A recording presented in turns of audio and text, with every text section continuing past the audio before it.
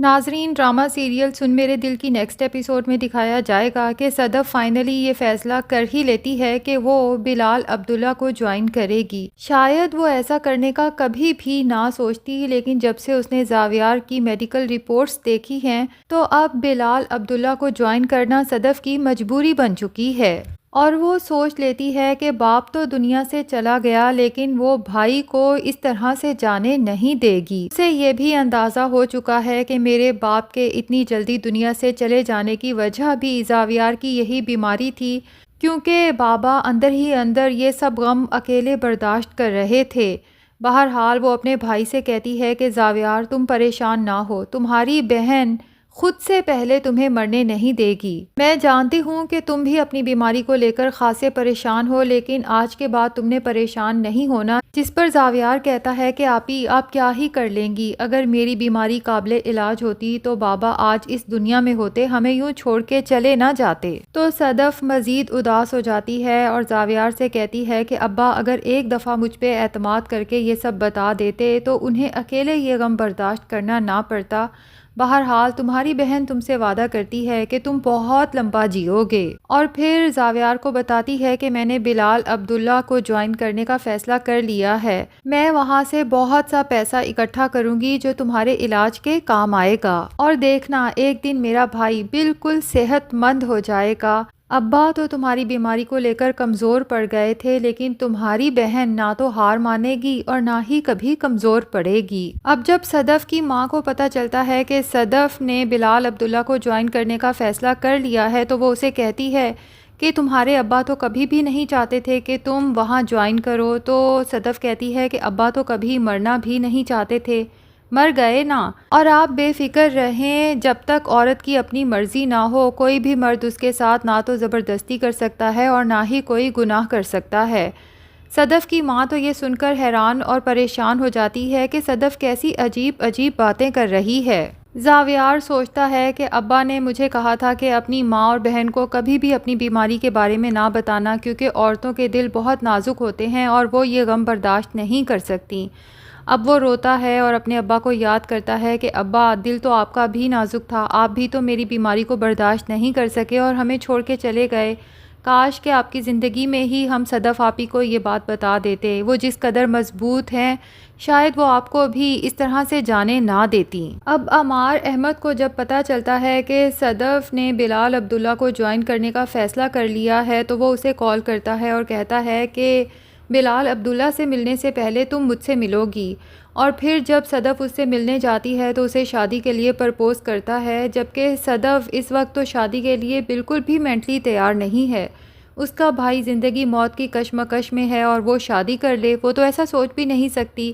بہرحال وہ عمار کو اپنے بھائی کی بیماری کا تو نہیں بتاتی، البتہ اسے کہتی ہے کہ اگر تم نے مجھ سے شادی کرنی ہے تو تمہیں مجھے 7-8 کروڑ دینے ہوں گے۔ اگر تم اتنے پیسے مجھے دے دیتے ہو تو میں آج ہی تم سے شادی کرنے کو تیار ہوں۔ عمار تو حیران رہ جاتا ہے کہ صدف تو ایسی لالچی لڑکی کبھی بھی نہیں تھی کہ یہ آج پیسوں کی بات کر رہی ہے۔ بھلا عمار اتنے پیسے کہاں سے لائے گا؟ اس کے پاس تو محض کچھ لاکھ ہیں، جس کی سیلری ہی سالانہ مشکل سے 1.5 لاکھ ہے۔ بھلا وہ 7-8 کروڑ کہاں سے جمع کر سکتا ہے؟ دوسری طرف بلال عبداللہ کو جب انٹر کام پہ اس کی اسسٹنٹ بتاتی ہے کہ کوئی صدف نامدار آپ سے ملنے آئی ہیں تو بلال تو بہت حیران رہ جاتا ہے کہ صدف آفس آئی ہے۔ اپنی اسسٹنٹ سے کہتا ہے کہ فوراً اسے اندر بھیجو۔ صدف جو بہت ڈری ہوئی سہمی ہوئی ہے کہ اس کے دماغ میں یہی چل رہا ہے کہ میں ایک ایسے آدمی سے ملنے جا رہی ہوں جو شرابی ہے اور عورتوں کے ساتھ اس کے بہت تعلقات ہیں۔ بہرحال یہ ڈری سہمی سی صدف جب بلال عبداللہ کے آفس میں داخل ہوتی ہے سر پہ دوپٹہ لیے تو بلال عبداللہ تو اس کے سادہ سے حسن میں جیسے کھو سا جاتا ہے۔ پتہ نہیں کیا کشش محسوس ہوتی ہے کہ بلال عبداللہ کو کبھی کسی لڑکی میں محسوس نہیں ہوئی، حالانکہ اس کے ارد گرد اتنی ماڈرن اور تیار شیار لڑکیاں پھرتی رہتی ہیں، خاص طور پہ ہمشہ، جو ہر وقت بلال عبداللہ کی توجہ حاصل کرنے کے لیے ٹائٹ کپڑے پہن کے اور بہت سا میک اپ کر کے بلال عبداللہ کے ارد گرد منڈلاتی رہتی ہے کہ ایک نظر کرم میرے اوپر بھی ہو جائے، لیکن بلال عبداللہ تو اس کی طرف آنکھ اٹھا کے دیکھنا تک پسند نہیں کرتا۔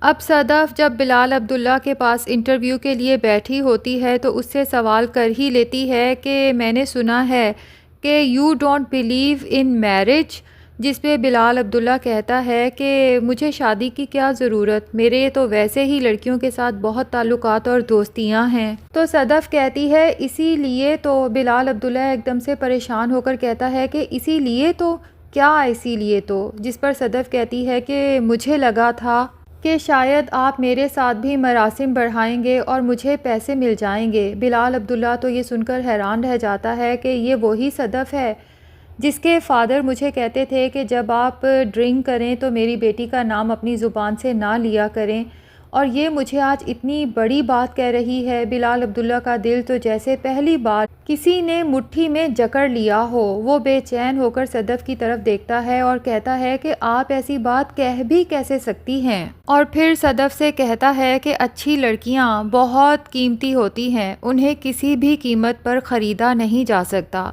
صدف بلال عبداللہ کے آگے ہاتھ جوڑ لیتی ہے کہ مجھے 8-9 کروڑ کی اشد ضرورت ہے۔ بلال عبداللہ اس کی طرف دیکھے بغیر 8-9 کروڑ کا چیک کاٹتا ہے اور اسے تھما دیتا ہے اور کہتا ہے کہ پلیز آپ اپنی ضرورت پوری کریں، اور مجھے بتانے کی ضرورت بھی نہیں ہے کہ آپ کو یہ پیسے کس لیے چاہیے تھے۔ صدف کو تو شدید حیرت کا جھٹکا لگتا ہے، وہ جتنی ڈری ہوئی تھی، اس کا دل آج جتنا بے چین اور اداس تھا جیسے کسی نے اس کے دل سے بہت بڑا غبار اتار پھینکا ہو۔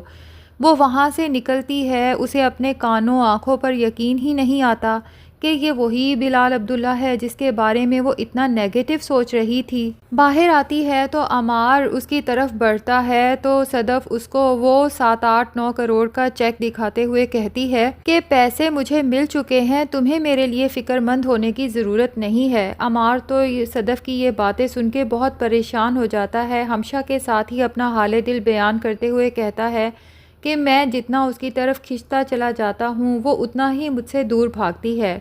ہمشہ اسے سمجھاتی ہے کہ اگر وہ بھاگتی ہے تو بھاگنے دو، اگر تمہاری محبت سچی ہوگی تو وہ خود بخود تمہارے پاس واپس لوٹ آئے گی، اس کے پیچھے اس طرح سے بھاگنا اور اسے بار بار اپنی محبت کا یقین دلانا بند کر دو۔ تو ناظرین، آنے والی ایپیسوڈز میں دکھایا تو یہی جا رہا ہے کہ صدف عمار احمد سے ہی شادی کرے گی، جبکہ بلال عبداللہ خود اپنے ہاتھوں سے اسے ڈولی میں بٹھائے گا اور رخصت کرے گا۔ لیکن ظاہر ہے کہ ڈرامے کے مین ہیرو ہیروئنز تو بلال عبداللہ اور صدف ہیں، جو کہ آخر کار ایک ہو جائیں گے۔ کیا لگتا ہے کہ عمار احمد جب صدف کو حاصل کر لے گا تو اس کے بعد وہ اسے اپنا اصل چہرہ دکھائے گا جو کہ بہت ہی بھیانک ہوگا، اور پھر جا کے صدف کو احساس ہوگا کہ اس کی اصل محبت تو بلال عبداللہ ہے، یا پھر آنے والے ایپیسوڈز کے ٹیزر میں عمار احمد اور صدف کی جو شادی دکھائی جا رہی ہے وہ محض عمار احمد کا کوئی خواب ہے۔ کمنٹ سیکشن میں ضرور بتائیں کہ کیا صدف کی شادی عمار سے ہوگی یا یہ محض عمار کا ایک سہانا خواب ہوگا۔ اگر ہمارے چینل پہ نئے ہیں تو پلیز چینل کو بھی سبسکرائب کر لیں۔